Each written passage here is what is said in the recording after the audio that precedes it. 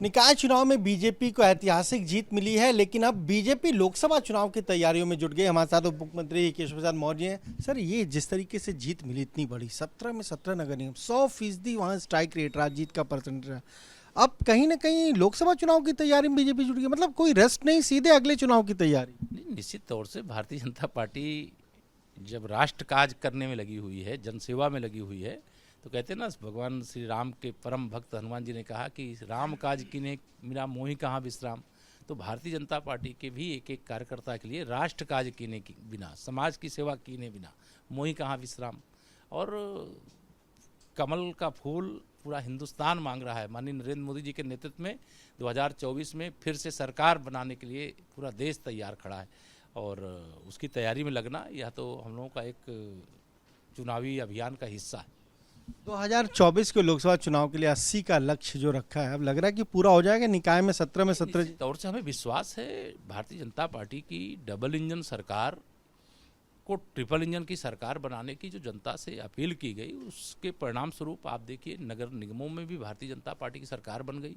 सपा बसपा कांग्रेस का सूपड़ा साफ हो गया और जनता ने उनको नकार दिया, तो वो आरोप लगा करके अपने हार की खीज को मिटाने का प्रयास कर रहे हैं। कल अखिलेश यादव ने एटा में आरोप लगाया कि इन्होंने तो वोट गिनने में धांधली कर दी। मायावती कह रही बैलेट होता तो हम जीतते हैं। नहीं, बैलेट से भी बहुत जगह चुनाव हुए हैं, वहाँ भी सपा बसपा कांग्रेस तीनों हारे हैं, और भारतीय जनता पार्टी बैलेट के भी चुनाव को जीतने में सफलता प्राप्त की। सर, एक सवाल ये है, जिस तरीके से ये आप लोगों ने जीत हासिल की है 2017 की अगर बात करें, उसके मुकाबले ये काफ़ी बड़ी जीत है। क्या अब इसी के आधार पर इसी तरीके से हम देखेंगे कि लोकसभा चुनाव में भी आप लोग जा रहे हैं और दूसरे दलों के लिए मुश्किल होगी? एक अलग पैटर्न होता है। लोकसभा के लिए तो हिंदुस्तान का एक एक मतदाता मन बना करके बैठा है। हमें देश के प्रधानमंत्री के रूप में गरीब कल्याण के लिए समर्पित, हिंदुस्तान का नाम पूरे दुनिया में ऊंचा करने का काम, रोशन करने का काम करने वाले माननीय नरेंद्र मोदी जी ही चाहिए।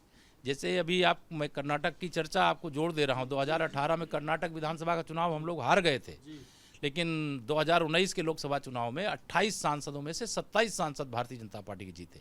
तो स्पष्ट है कि जनता हिंदुस्तान भारतीय जनता पार्टी को सौंप करके यह मानती है कि विश्व के प्रथम स्थान पर भारत को पहुंचाने का काम माननीय नरेंद्र मोदी जी के नेतृत्व में यूपी उसमें बहुत महत्वपूर्ण भूमिका निभाएगा। दुनिया में भारत की प्रतिष्ठा बढ़े और भारत में यूपी की प्रतिष्ठा बढ़े, इसीलिए हम लोग मेहनत करते हैं, इसीलिए काम करते हैं।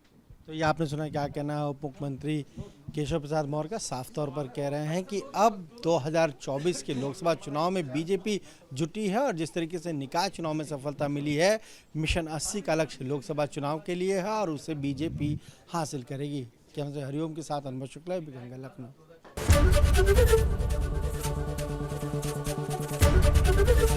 एबीपी गंगा, खबर आपकी, जुबान आपकी।